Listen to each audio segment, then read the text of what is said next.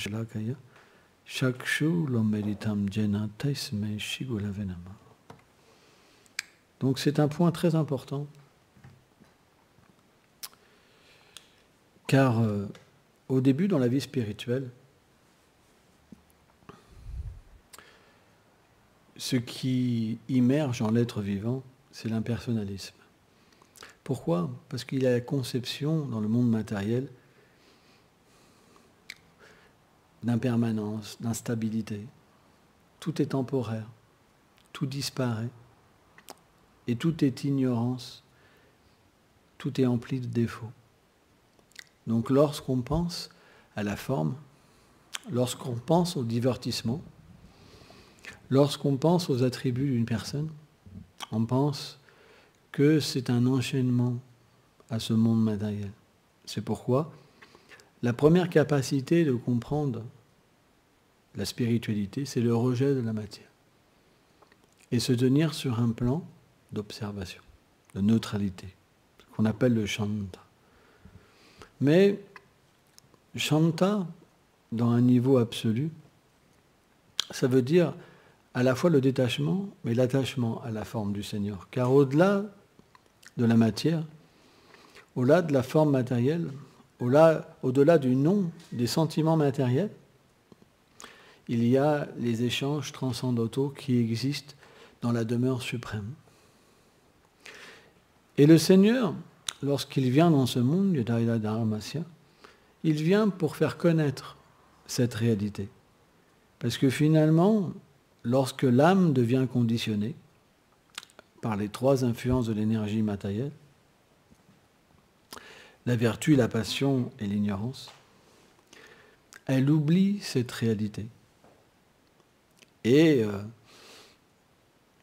elle reporte sa tendance sur les âmes conditionnées. Par exemple, elle va accepter une mère, un père, des amis, une femme, des enfants, un mari, des richesses, une situation matérielle, un devoir.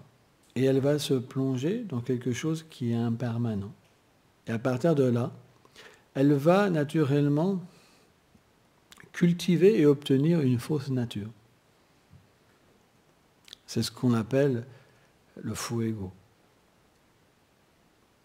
Mais lorsque le Seigneur vient dans le monde matériel, il permet à l'âme de pouvoir comprendre que tous ces échanges existent, mais dans une plateforme aussi transcendantale. Ça veut dire que nous avons une forme éternelle, l'âme a une forme, puisqu'elle est faite à l'image de Dieu.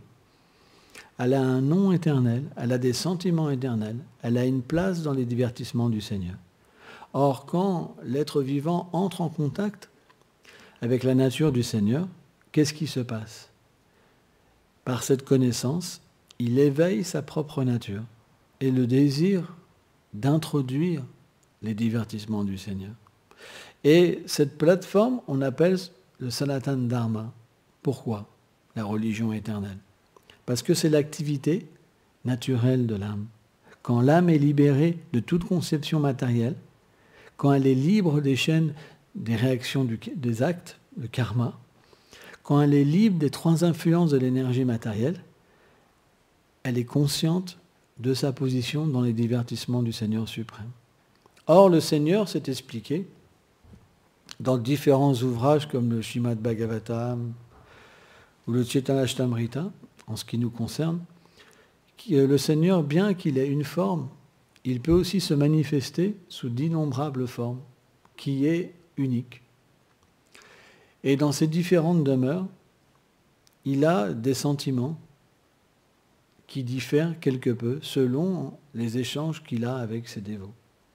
C'est pourquoi certains voient le Seigneur suprême comme l'origine de toute chose, celui qui crée, qui détruit, qui maintient.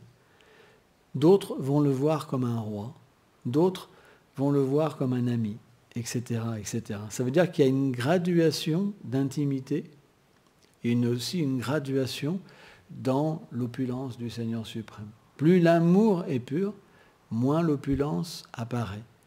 Plus l'amour est teinté de respect, plus l'opulence se manifeste. Or, le Seigneur, selon l'opulence et la douceur qu'il manifeste, la nature de sa change graduellement, et ses activités, et les sentiments qu'il manifeste avec ses dévots. C'est pour ça, bien que le Seigneur ait une forme originelle, pour combler tous les désirs de tous les êtres vivants, il manifeste des formes quelque peu différentes. Mais c'est le même Seigneur suprême. Prenons notre exemple. Nous avons une personnalité au travail. Nous avons une personnalité avec nos amis. Nous avons une personnalité avec nos parents. Nous avons une personnalité avec notre femme. On ne montre pas le même visage à n'importe qui. Parce que selon la relation intime que nous avons, nous manifestons un sentiment particulier, une humeur particulière, même un vêtement particulier. Quand nous allons travailler et quand on est dans une situation complètement relaxe, on ne va pas s'habiller pareil, ni se comporter pareil. Donc si cela, ça existe en nous, ça veut dire que ça existe aussi dans le suprême. Sauf que nous, on est très limité, alors que lui, il est illimité. Et il peut se manifester d'une manière qui est inconcevable pour tous les êtres vivants. C'est pour ça, quand cette conception achintya, inconcevable, frappe les êtres vivants, tout ce qu'ils peuvent comprendre, c'est l'impersonnalisme. Par exemple, comment comprendre que le Seigneur suprême se fasse reprendre par sa mère? On prend cet exemple un jour, Balaram, qui est la première émanation de Krishna. On a raconté ça il n'y a pas longtemps, mais c'est pour vous donner un exemple. Balaram, qui est la première émanation de Krishna, un jour il a dit à sa mère, Yashoda, il a dit, mère, Krishna, il mange de la terre. Eh bien, Yashoda, il dit, mais pourquoi tu manges de la terre? Pourquoi tu fais ça? Si tu manges de la terre, tu vas être malade. Mahaprabhu a fait la même chose aussi. Et Krishna a dit, non, mère, je ne mange pas de la terre. C'est Krishna, il veut que tu me punisses. Et là, Balaram, il a naturellement influencé Yashoda pour que Krishna ouvre sa bouche et qu'il lui fasse voir s'il n'y avait pas de terre dans sa bouche. Mais qu'est-ce qu'elle a vu, Yashoda? Parce que le Seigneur comprend lui-même tous les univers. Quand elle a ouvert la bouche, elle a vu toutes les planètes, tous les demi-dieux. Elle s'est vue elle-même avec Krishna à l'intérieur de sa bouche. Elle a pu voir tout l'univers. Mais vraiment, voir. Elle a obtenu une vision divine. Et là, elle s'est évanouie. Donc bien que Krishna, il ait des divertissements si doux et qu'il se fait contrôler par l'amour de ses dévots, parce que c'est voulu. On aime avoir une mère qui nous aime. On aime avoir une femme ou un homme qui nous aime. On aime avoir des amis. On aime danser. Regardez. C'est la joie, c'est naturel. On aime manger, c'est naturel. Mais tout ça, ça se trouve sur un plan transcendantal. Quand on le fait avec le Seigneur, on ressent une félicité qui nous libère de l'ignorance. Donc, c'est extrêmement difficile de comprendre Krishna. Une fois, à Vrindavan, il y avait un rituel que Nanda Maharaj et Mère Yashoda et les pâtres, le village de Krishna, faisaient chaque année. C'était le sacrifice à Indra. Et Indra, on sait que c'est un demi-dieu. En fait, il y a différentes catégories d'êtres vivants. Il y a les âmes ordinaires, comme nous. Et il y a aussi une catégorie d'êtres supérieurs qu'on appelle les demi-dieux, comme Brahma, comme Indra, comme Chandra. Et ces demi-dieux, ils ont un pouvoir particulier donné par le Seigneur suprême pour administrer les éléments de l'univers. Ils ont ce pouvoir. Et Indra, lui, il régit la pluie. Et il est aussi le roi des planètes édéniques, de ce qu'on appelle le paradis. Quand les êtres vivants accomplissent des activités pieuses liées au karma kanda, à leur religion intéressée, ils peuvent atteindre certaines planètes supérieures et se réjouir du fruit de leurs actes. Or, lorsque Krishna vient dans ce monde, il manifeste en fait certains divertissements qui sont assez difficiles à comprendre, même pour les demi-dieux. Et un jour, Nanda Maharaj, donc, il a appelé à sa cour ses différents frères, les différents aînés de Vrindavan, pour accomplir ce Indra Puja, ce sacrifice à Indra. Et donc, il y a toute une procédure. Et Krishna a commencé à argumenter avec son père. Il lui a dit, « Oh, père, pourquoi offrir un sacrifice à Indra? Est-ce que vraiment Indra, il contrôle la pluie? Regarde, père, la mer a-t-elle besoin de pluie? Pourtant, la pluie tombe sur la mer. Donc s'il contrôlait véritablement la pluie, pourquoi il fait pleuvoir de la pluie sur de l'eau? Donc il a donné différents... et puis, les demi-dieux, ils ne sont pas indépendants, etc. Donc il a donné différents arguments.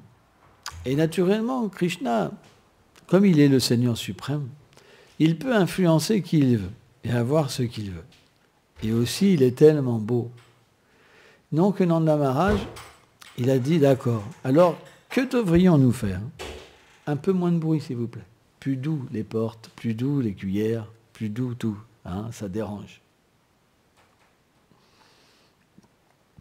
Et Krishna a dit, on devrait plutôt adorer la colline Govardhan. En fait, Govardhan est une grande montagne dans la demeure du Seigneur qui n'est pas différente du Seigneur suprême. Elle est l'amour que Krishna a pour Srimati Radharani. Et elle se manifeste partiellement dans le monde matériel à chaque fois que Krishna vient, comme les forêts de Vraj ou la Yamuna. Et donc, Krishna a glorifié la colline Govardhan comme une colline merveilleuse qui donne des joyaux, du nectar, toutes sortes de choses pour que tous les êtres soient heureux. Et surtout, de l'herbe fraîche pour les vaches. Donc il a dit, on devrait plutôt adorer la colline Govardhan. Et là, Nanda Maharaj, il a dit, d'accord. Mais Indra, bien qu'il soit un grand être vivant, n'est pas libéré de toute erreur. C'est bien connu. Indra, souvent, il a une sorte d'envie. Et lorsque Indra, il a vu, on lui a rapporté qu'au lieu d'offrir son sacrifice, les habitants de Vrindavan avaient dévié son culte pour offrir un culte à la colline Govardhan, il est rentré dans une grande colère. Ça a touché son orgueil. Il est devenu en colère d'une manière démesurée. Vous savez ce qu'il a fait? Il a convoqué tous les grands nuages de la dévastation pour détruire Vrindavan. Et là, d'un seul coup, quand les habitants de Vrindavan ont commencé à faire le culte, donc ils ont adoré la colline Govardhan, tout se passait bien. Ils ont commencé à faire le tour de la colline Govardhan, tout se passait bien. Tout était merveilleux. Et d'un seul coup, le ciel a commencé à être sombre. Mais sombre, vraiment noir. Il n'y avait plus de lumière, il n'y avait plus rien. Et il a commencé à avoir des éclairs de toutes les couleurs qui craquaient l'univers. Et des pluies s'est expliqué comme des colonnes, comme des colonnes. Et donc là, ils ont vu qu'il y avait quelque chose qui se passait. Indra était très en colère. Et donc les habitants de Vrindavan, qu'est-ce qu'ils ont fait? Ils se sont tournés vers Krishna. Parce qu'ils ne pouvaient pas lutter contre la colère d'Indra. Et en même temps, rien ne pouvait leur arriver. Donc qu'est-ce qu'a fait Krishna?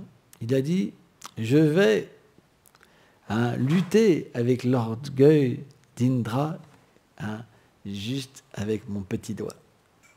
Donc il a soulevé la colline Govardhan de son petit doigt gauche. Il a dit, n'ayez crainte, venez sur cette colline.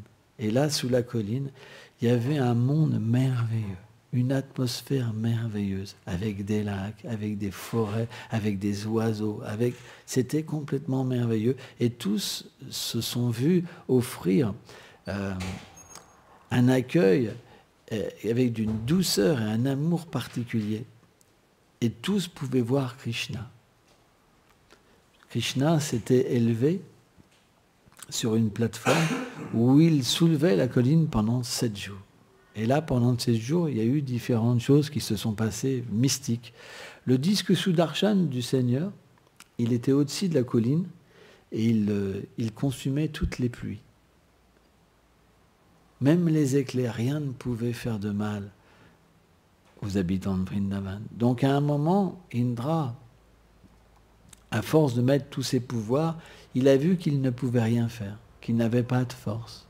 Donc, il a ramené son armée de nuages. Une fois que tout s'est calmé, qu'est-ce qu'a fait Krishna? Il a dit, maintenant c'est fini, vous pouvez retourner. Et mystiquement, rien n'était abîmé, même pas les maisons, rien du tout. Tout était parfait. Donc tous les gens les habitants de Vrindavan sont rentrés chez eux. Et Krishna, à ce moment-là, il a été faire un petit tour. Parce qu'il savait qu'Indra, il voulait demander pardon. Et Indra, qu'est-ce qu'il a fait? Il est venu avec Surabhi. Surabhi, c'est la mère de toutes les vaches. Et il sait que Krishna, il aime bien les vaches. Et donc, Govardhan lui-même a manifesté un trône où Krishna s'est assis dessus. Et tous les demi-dieux de la création sont venus pour adorer Krishna. Ils lui ont fait l'abhishek. Ils lui ont offert des prières. Ils lui ont offert toutes sortes de cadeaux. Et naturellement, Airavata, l'éléphant d'Indra, aussi a servi pour baigner donc Krishna. Et Indra a demandé pardon à Krishna. Parce que même Indra n'a pas pu reconnaître. Parce que quand le Seigneur manifeste toute sa douceur, si on n'est pas pur, on ne peut pas le reconnaître. C'est expliqué. Parce qu'il peut être complètement déguisé.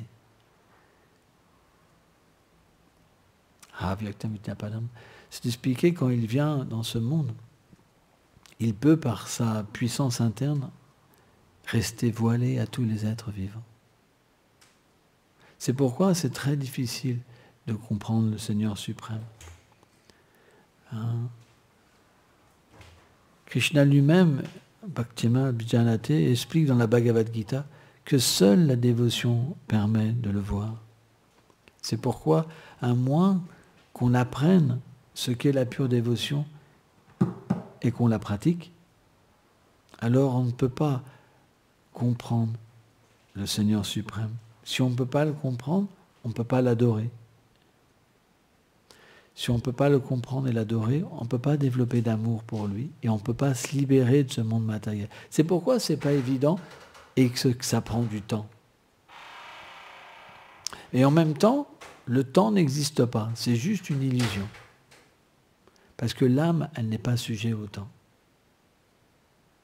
Elle est éternelle, elle n'a jamais eu de début, elle n'aura jamais de fin, elle n'a pas eu de naissance, elle n'aura jamais de mort. C'est le principe de l'âme.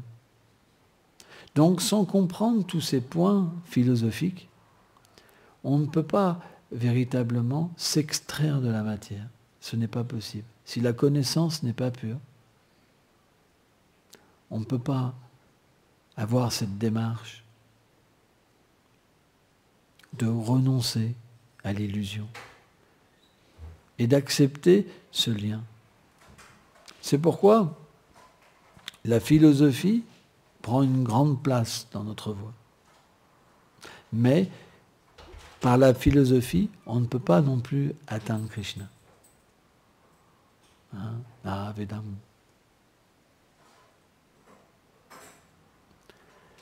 C'est simplement par l'amour. Mais l'amour, pour qu'il soit pur, il faut aussi de la connaissance. C'est pourquoi Le service de dévotion est considéré comme une science, pas une religion.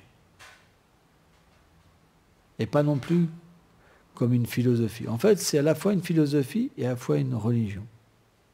Parce que la religion, ça veut dire des sentiments d'amour, et la philosophie, ça veut dire la connaissance.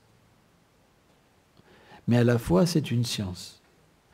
Si vous faites un pas vers Krishna, alors vous pouvez voir Krishna selon votre abandon.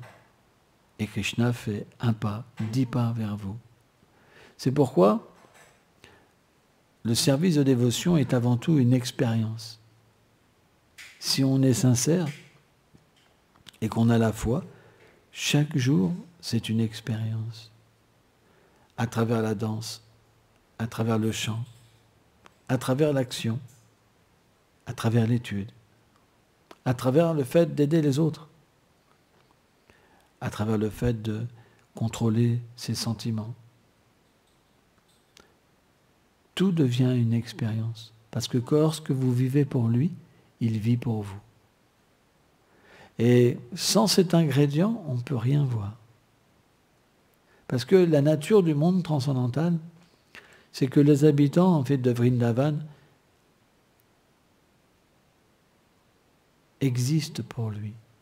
Et lui existe pour eux. S'il n'y a pas cet ingrédient, on ne peut pas réaliser quoi que ce soit sur la vérité. Ce n'est pas possible.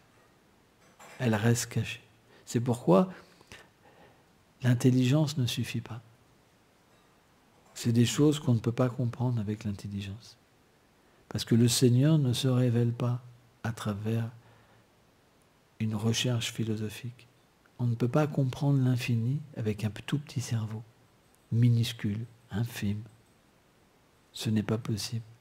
Par contre, s'il décide de se révéler, si l'infini décide de se révéler, il le peut, parce qu'il peut doter l'être fini de pouvoir.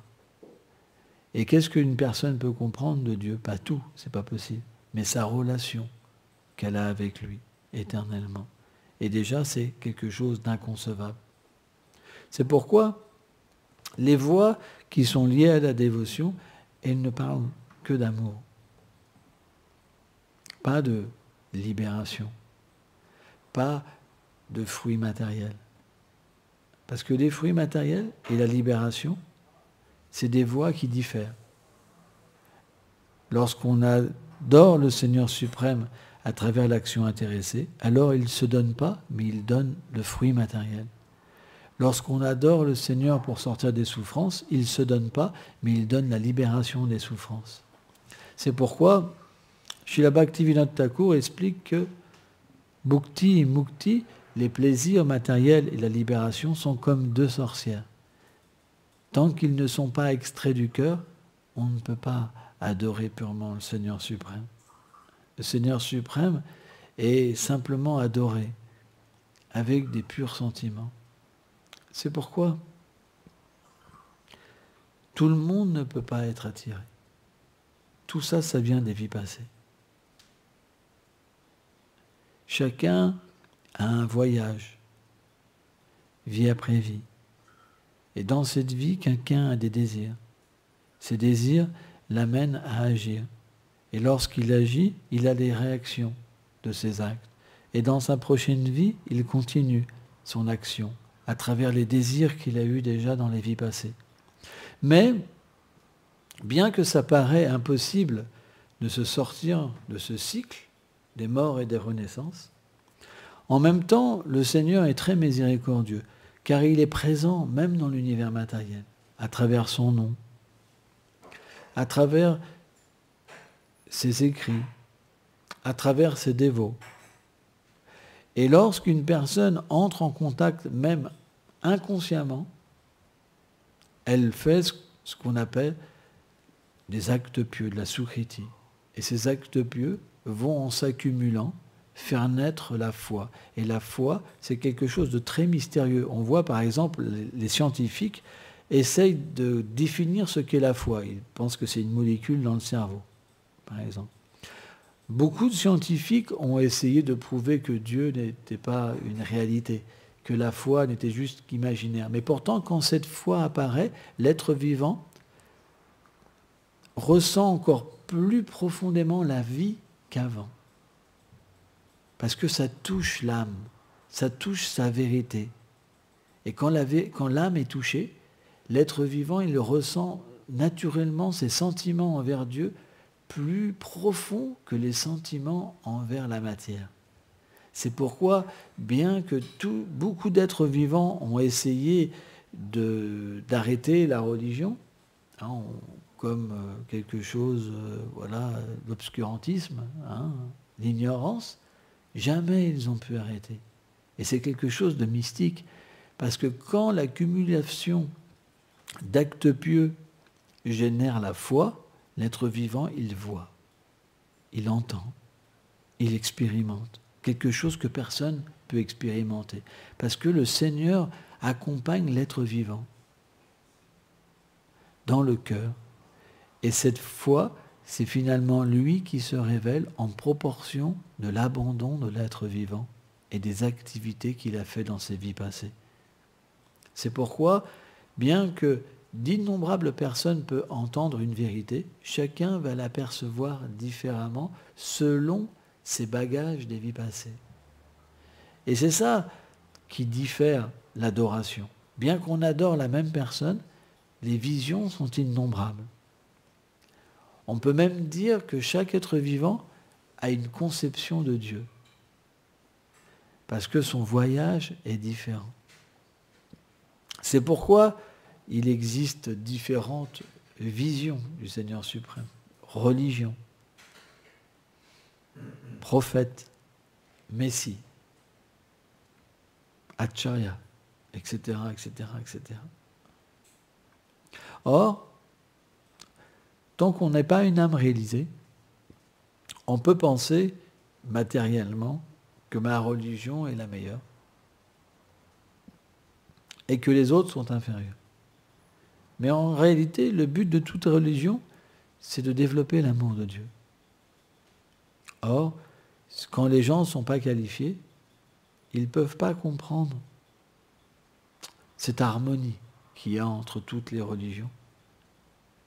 Et naturellement, l'interprétation qui est donnée nous divise les uns et les autres. Krishna dit dans la Bhagavad Gita, le but des Védas est de me connaître.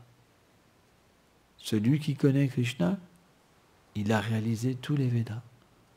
C'est ce qu'expliquent les Écritures. Shiva lui-même médite sur Krishna. Brahma lui-même. Tous les grands sages de l'univers glorifient Krishna.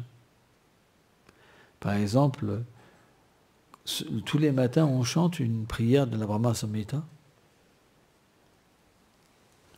où on dit Govindam Adipurusham Tamanaham Bhajami. En fait, Brahma, lorsqu'il a pu réaliser Krishna, il a offert ses prières. Il a écrit des prières qu'on appelle la Brahma Samhita. Et elles sont très importantes. Parce que, bien qu'il soit l'être le plus élevé de l'univers, il a lui-même considéré que Krishna était l'origine de tous les avatars. D'ailleurs, il y a un divertissement où c'est expliqué qu'un jour, Brahma, avec Bhumi la terre, et tous les demi-dieux ont été voir Vishnu, Mahavishnu. Et le Seigneur Vishnu leur a permis d'aller sur la planète de Krishna. Et sur la planète de Krishna, qu'est-ce qu'ils ont vu? Ils ont vu le Seigneur suprême Krishna. Et là, ils ont pu voir le Seigneur Narayan, Vishnu, se fondre en Krishna. Les Shingadev se fondent en Krishna. Tous les avatars se fondent en Krishna. C'est pour ça on dit Krishna Avatali. Krishna Bhagayam Swayam. En fait, la conclusion des Védas, le Srimad Bhagavatam, qui a été écrit par Vyasadeva, et dont Vyasadeva est l'origine de toutes les écritures védiques, après avoir écrit le Vedanta Sutra, il a donc écrit le Srimad Bhagavatam comme le commentaire du Vedanta Sutra. Donc c'est le plus haut livre, finalement, parce que c'est la conclusion de tous les écrits védiques. Et il a dit lui-même que Krishna était cette personne originelle. Donc c'est pas nous qui analysons les trucs, c'est la conclusion de Vyasadeva lui-même qui a compilé tous les Védas. C'est pour ça que nous disons ça. Hein. Mais il n'y a qu'un seul Seigneur. C'est que quand on parle de Krishna, Bhaktivinoda Thakur dit, c'est la conception où il n'y a plus de conception de Dieu. C'est quand le Seigneur devient l'ami de ses dévots, quand il devient l'amant de ses dévots, quand il se donne à ses dévots, quand il enlève sa divinité pour simplement faire plaisir à ses dévots, alors on dit Krishna. C'est pour ça que Krishna est très difficile à comprendre. Même les demi-dieux n'ont pas accès à cette forme-là. Même on voit par exemple, dans cette teneur est portée, Srila Vishwanath Chakravarti Thakur, il dit que même les hymnes védiques personnifiés, hein, parce que tout est personnel, hein, Krishna était même attirant pour eux. Tout le monde Krishna attire tout le monde. C'est même expliqué quand Krishna lui-même se voit dans un pilier, il est attiré par lui-même. Parce que Krishna, ça veut dire celui qui est fascinant. Mais fascinant, c'est pas possible de comprendre avec un mental matériel. Parce que dans la création, il n'y a rien de fascinant comme Krishna. C'est beau. Par exemple, vous allez dans une île. Moi, j'ai voyagé. Par exemple, j'étais en Nouvelle-Calédonie. C'est très beau. Bon, au bout d'une semaine, voilà quoi. On a vu des grains de sable. On a vu un palmier. Il fait beau. Les plages de corail, c'est merveilleux. D'un seul coup... vous marchez sur les plages de corail, donc bon, ça coupe un peu les pieds, quand même. Donc il faut avoir des chaussures. Puis d'un seul coup, il y a des trous, vous voyez des poissons de toutes les couleurs, c'est merveilleux, c'est transparent. Mais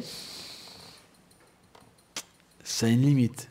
Parce qu'à un moment, si vous restez par exemple une semaine à regarder le trou d'eau avec des poissons, vous allez vous ennuyer. Vous allez dire, bon, on va faire autre chose. Hein. Il n'y a pas autre chose à faire. Non, vas-y, regarde les poissons, le trou d'eau, vas-y. Et à un moment, au bout de 6 mois, vous allez vous sauver. Et là, on parle de quelque chose qui est complètement fascinant. On pourrait imaginer si tous les êtres de l'univers, alors on ne parle pas simplement que des êtres humains limités, on parle de demi-dieux, même tous les êtres humains de tous les univers, Shiva, Brahma, s'ils pouvaient concevoir un être merveilleux et qu'on pouvait tout mettre ensemble, ça serait juste un tout petit fragment de la beauté de Krishna et de ses qualités. Donc rencontrer Krishna, c'est pas possible de comprendre ce que ça veut dire.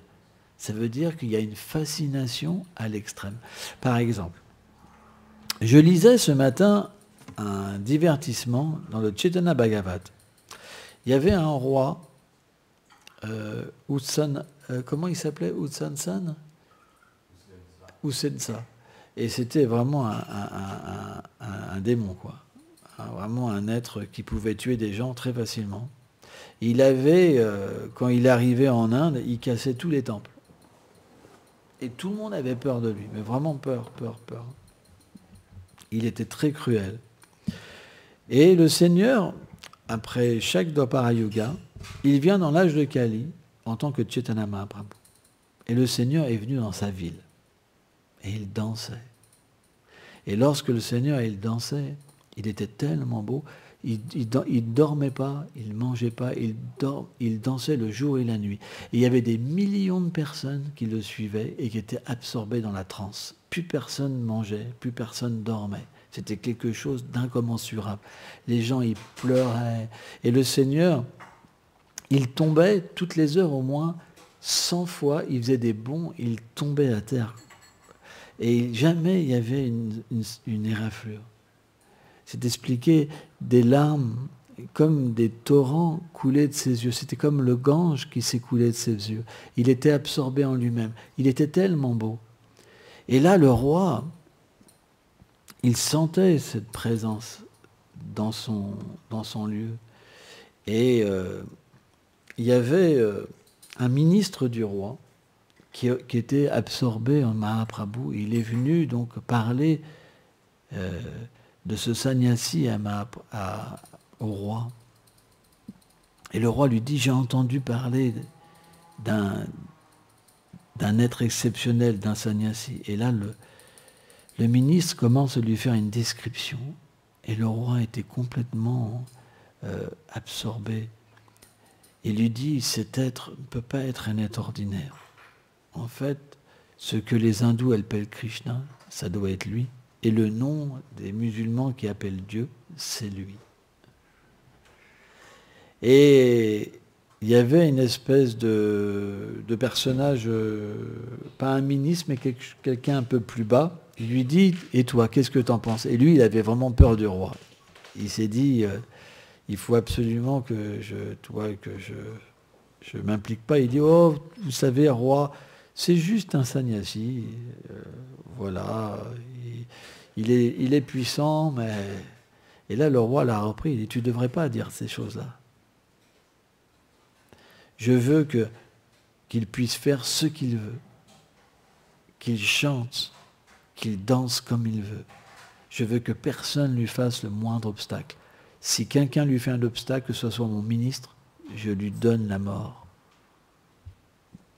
Et c'était quelque chose d'inimaginable qu'un roi aussi cruel soit fasciné par le Seigneur simplement en entendant ses gloires. Donc, c'est normal que toutes les demoiselles d'Hastinapur étaient fascinées par les gloires de Krishna. Parce que quand on entend les gloires de Krishna, graduellement, ça purifie le cœur. Ça attire. C'est graduel. Et à un moment, on devient son dévot.